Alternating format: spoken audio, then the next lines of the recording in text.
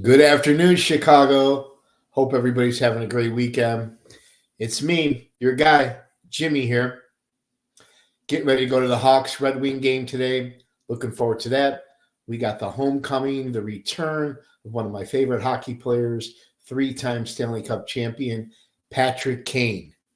He'll be going up against our rookie superstar, Connor Bedard. Should be a pretty exciting matchup. And anytime the Hawks and Wings go up against one another, it's always a very close game, usually a one-goal game or overtime or sometimes even a shootout. It's a packed house. The crowd's into it. And it's kind of like a playoff atmosphere. The rivalry is still alive with the Hawks and Wings, two original six teams going at it. But tonight's game is going to be even more special because they're having a special tribute, a ceremony before the game where they're going to honor Chicago legendary captain Chris Chelios.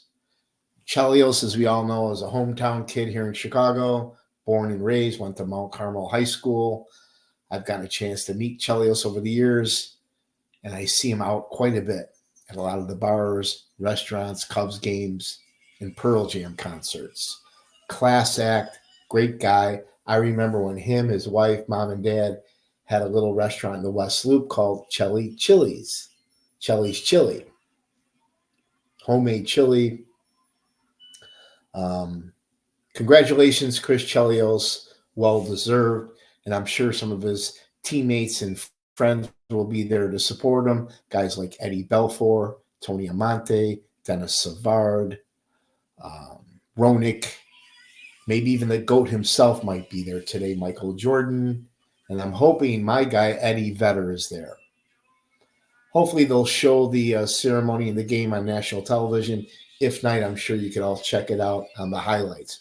But before I head out to the game tonight, I want to drop a story on, we'll call it the rat of the month, right? One of the biggest snitches, government informants in the history of the Chicago outfit. This lowlife here, Jewish gangster Lenny Patrick. I actually seen him twice. The first time I ever laid eyes on this loser was in early 1990s when he testified against Gus Alex, a guy he's known for over 35 years. And then I seen him again testify against the Sam Carlisi crew. And unlike New York City, where you got the five families, or the Philadelphia crime family, where at least 50% of their made men and associates all flipped, cooperated, and even wore a wire on their friends and crew. Chicago and Detroit had the least amount of informants, especially Detroit. The Detroit guys, they kept it in the family. Most of the made guys and associates were all blood. Sons, grandsons, nephews, uncles, cousins. They had the least amount of snitches. And in Chicago, same thing. We learned to keep our mouth shut. Some of the bosses listened to Tony Accardo and Paul Ricca about keeping a low profile, keeping your head down, not being flashy, like guys like Sam Momo Giancana or John Gotti. Look what happened to those guys. Also, with the Detroit crime family, all their sons, the mobsters' sons, went to college. Notre Dame, Purdue, Michigan State, University of Illinois, and became doctors, became engineers, became lawyers. Chicago outfit guys, same thing. They didn't want their sons to get involved in this life, with the exception of a few like Junior or Shorty LaMantia or others. But Chicago guys went to college, became stockbrokers, engineers, lawyers like Alex Salerno, real estate developers. They went legit. But the half dozen informants the Chicago outfit did have devastated, crippled the outfit. Guys like this scumbag here, Lenny Patrick, or a guy like Bob Cooley, who brought down the entire First Ward, or a guy like Nick Calabrese. The few snitches, rats Chicago's had devastated the Chicago outfit, sending all the bosses to prison. But let's get into today's story. Lenny Patrick, right? Jewish gangster. This guy was born in 1913. He goes back to the Al Capone gang. Actually grew up in Lincoln Park, eventually moved up north to Rogers Park, and became a top gambling boss for the outfit and the North Shore. So from Rogers Park, Evanston, to the very wealthy northern suburbs, his bookmaking operation brought in $800,000 to $1 million in cash a year. He was also a infamous bank robber, an extortionist, burglar, and a killer for the outfit. He had a couple Chicago cops that were on his payroll, and two of the cops actually would do hits for Lenny Patrick, very similar to the mob cops in New York. Actually seen this lowlife testify against Gus Alex. He was despicable, nasty. I never seen a worse human being in my whole life. I'd rather go out and have steaks, drinks, and smoke cigars with Osama bin Laden and O.J. Simpson than this piece of shit. Now here's boss of Chicago outfit, right under Tony Accardo, Paul Ricca, Sam Momo Giancana. Accardo told him repeatedly to knock off his bullshit, hobnobbing, socializing with all his Hollywood assholes, and keep a low profile. Giancana did the exact opposite, and look what happened to him. But Lenny Patrick came up under the tutelage of Sam Giancana and other heavyweights like Milwaukee Phil. Now, who remembers this guy? Jack Ruby, Chicago outfit associate, was very good friends with Lenny Patrick. He eventually got sent down to Dallas, opened up all those porn shops down in Dallas.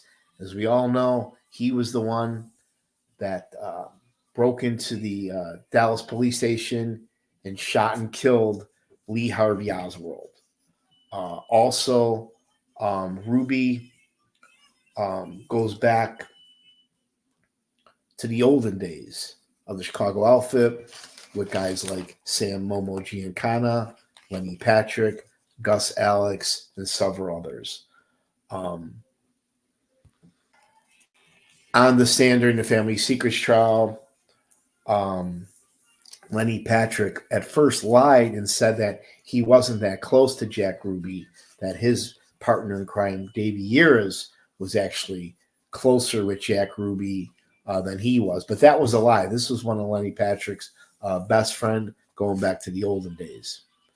Now here's two of Chicago's finest. You got Jewish gangster Lenny Patrick, gambling boss, and his right-hand man, his BFF, Davey Years. These guys were both prime suspects in the JFK assassination.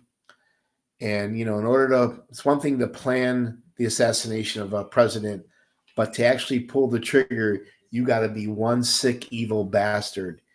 Lenny Patrick and Davey Years are two prime suspects accused of being the triggerman that killed JFK. Me personally, I believe Lenny Patrick was one of the men that killed John F. Kennedy.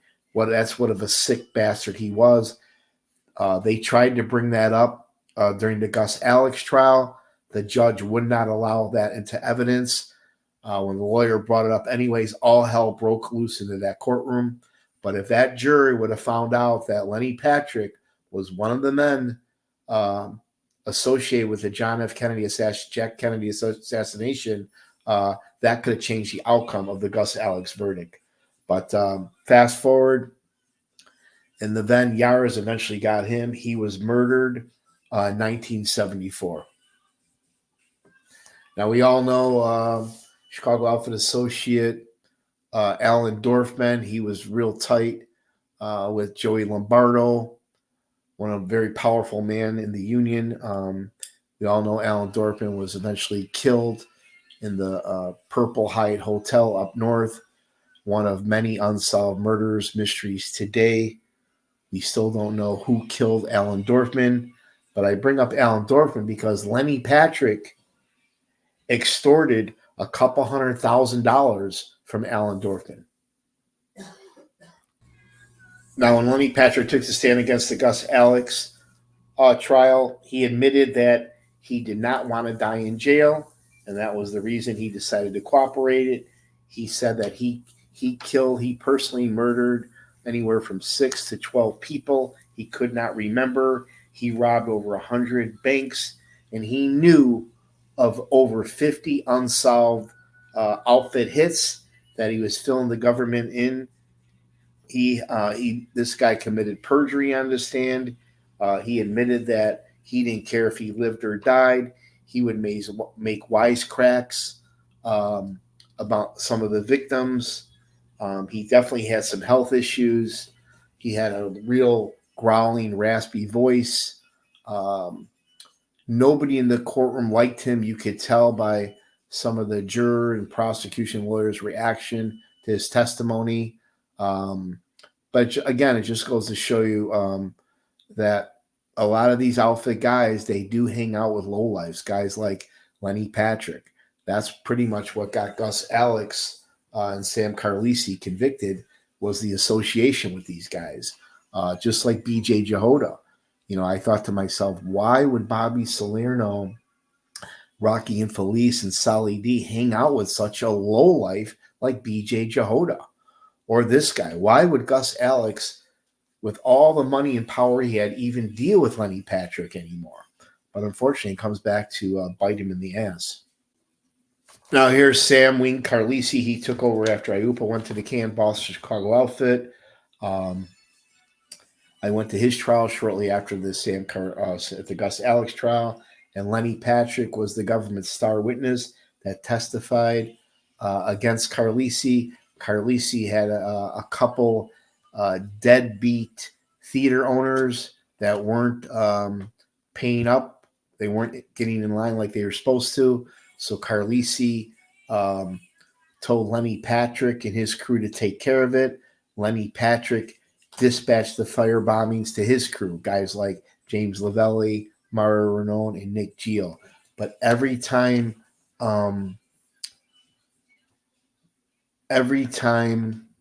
Lenny Patrick, while he was on the stand, would refer to Sam Carlisi as boss of Chicago outfit, Carlisi would stand up, start to lose his temper.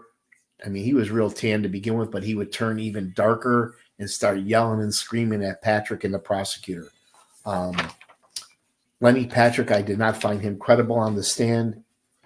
And I also thought at times that Anthony the Hatch, Anthony Chiramonte, another defendant at the Sam Carlisi trial, I thought for sure that he was going to attack Lenny Patrick on the stand because he was only like 10 feet away from him. But unfortunately, Lenny Patrick's testimony helped convict the entire Sam Carlisi crew. Now, here's one of the top prosecutors back in the day, Ron Safer, along with Chris Gear. They prosecuted Gus Alex. Gus Alex was one of the most powerful men in organized crime back in the day. And Ron Safer admitted that his team and the judge literally made a deal with the devil, meaning cut a deal with Lenny Patrick, the devil himself, to give him a pardon, to give him leniency if he testified against heavyweight Gus Alex on a bullshit extortion case. But that's how much they wanted Gus Alex. They literally cut a deal with the devil himself, Lenny Patrick, brushed aside some of his heinous crimes that he committed during his criminal career just to go after Gus Alex. Speaking of Gus Alex, this is Gus Alex leaving the Dirksen Federal Building. He was 76 years old at the time. This was the very first trial I ever went to. I'll never forget it. I think it was in the early 1990s, and they got Gus one count of accepting cash bribes from the very violent extortion crew that Lenny Patrick was running. Lenny Patrick and his crew were basically extorting local businessmen, car dealerships, restaurant owners, um, and others out of hundreds of thousands of dollars. Uh, if they didn't pay, they were threatening them with extreme violence.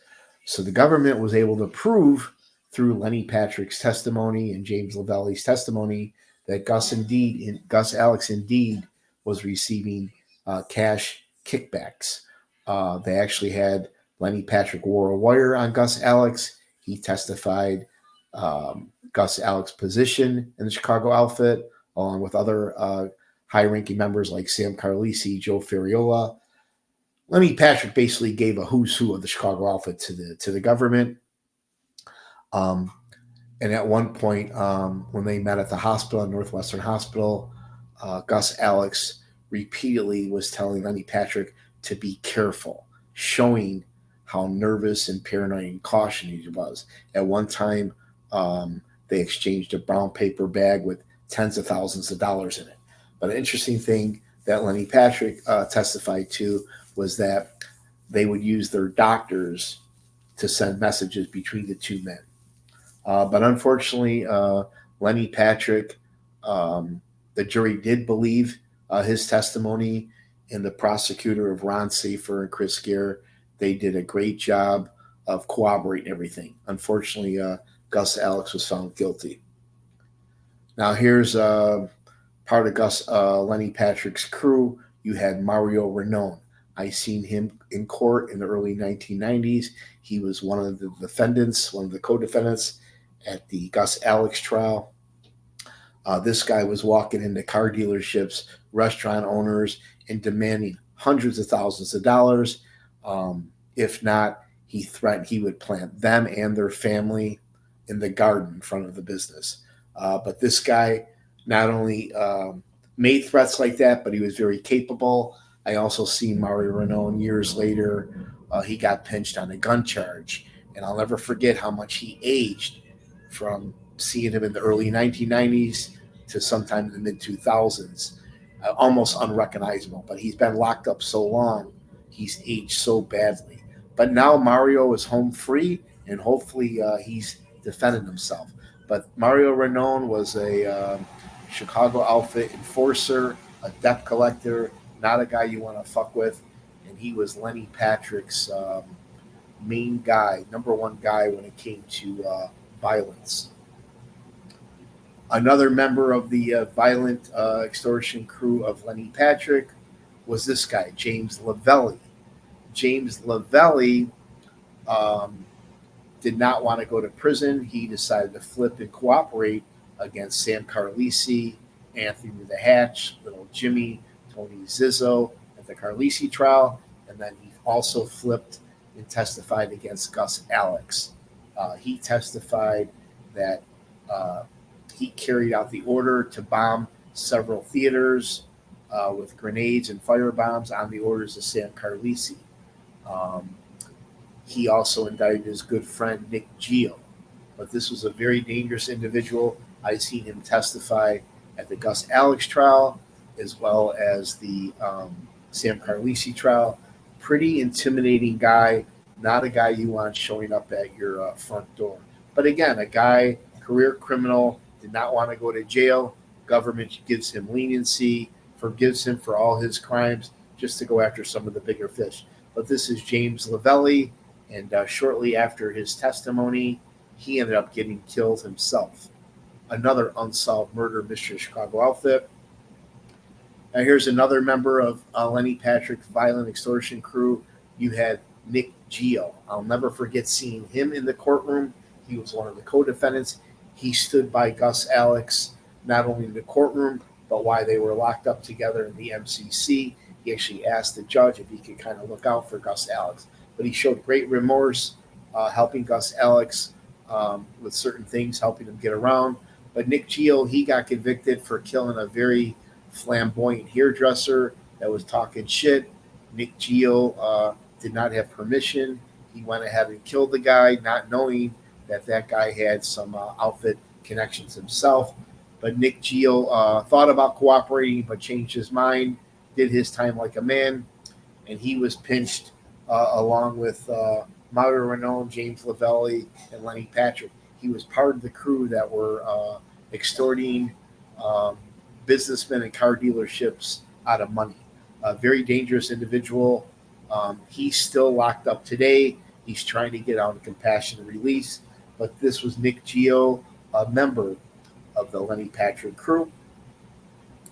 And on a side note, right before the Gus Alex trial, when Lenny Patrick was about to testify, somebody blew up his daughter. I think her name is Sharon Patrick. She lived up north. Somebody blew up Lenny Patrick's daughter, BMW, and it also blew up part of her front porch. They were trying to send a message to Lenny Patrick to think twice about testifying against Gus Alex. The prime suspects were Mario the Mover D'Amico and also Jimmy Marcello. But what they did not know was that this lowlife piece of shit, Lenny Patrick, had no relationship with his daughter for the past 22 years. That shows you what kind of scumbag this guy was. And on the stand, when one of the defense attorneys asked him about the outfit blowing up her car to send a message, he laughed and said he could care less, meaning he could care less what happened to his daughter.